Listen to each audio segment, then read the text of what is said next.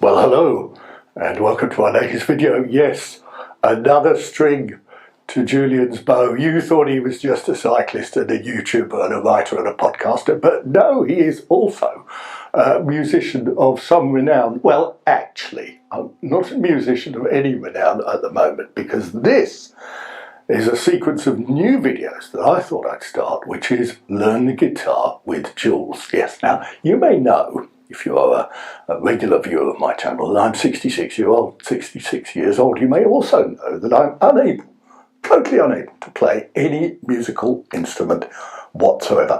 When I was about, I think I was about 7, I was writing my Christmas list for Santa, and I wanted to get 100 things on the list. And you know what the 100th thing was that I wanted? It was oboe lessons.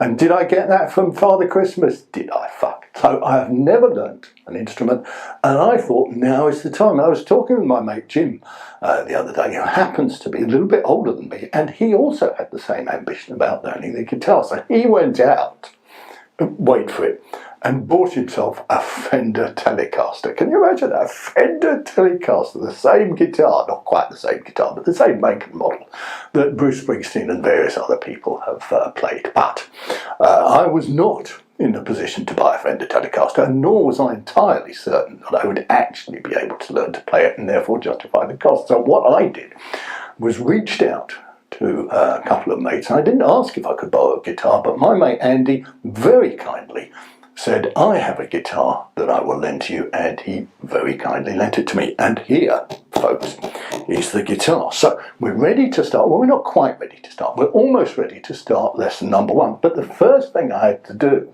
was I didn't have a plectrum. Okay, a plectrum is one of those kind of triangular shaped things. So I bought 470 plectrums. Came in this little tin. They're called Donna, after Donna Kebab Plectrum, who was the person who invented it. And so we have here various plectrums in a rather attractive range of colours. I don't know if you can see that. I'm not sure whether a different coloured plectrum makes a difference to the sound of the guitar. You'll appreciate I don't know very much about it. But the other thing I had to do before I could play any notes on the guitar was to tune the guitar. And obviously, because I can't play a musical instrument, I have no musical understanding, I don't know anything about tuning, I bought this device, which is called, what is it called? It's a Daddio. It's the Daddio of the tuners. And the thing about it is, I got this from Amazon. It was about 12 quid, something like that. Okay. And the odd thing was, I say it's odd, it didn't have any instructions with it whatsoever. Now, you know me, right? If I get instructions, I just chuck them away. But every now and again, you need the instructions to work out how the bloody thing works. So the only thing I could find, right, is that you put it on like that. But beyond that, I had no idea. There appeared to be a switch here. There appeared to be a battery that you had to make moving, but I couldn't work out what to do about it. But I was lucky enough. My daughter came round end of last week, put the Christmas tree up with my son and her partner. A gentleman called James, very kindly came along as well, and he is a bit of a musician. So I said, James, right, while you're here, mate, can you sort out how to tune my guitar? Now, you're not a guitar player, although he's a very competent musician in a number of other instruments. So we put the machine on the guitar like that, and he was doing this kind of thing with the plectrum. You know, when you do the strings and it makes a noise.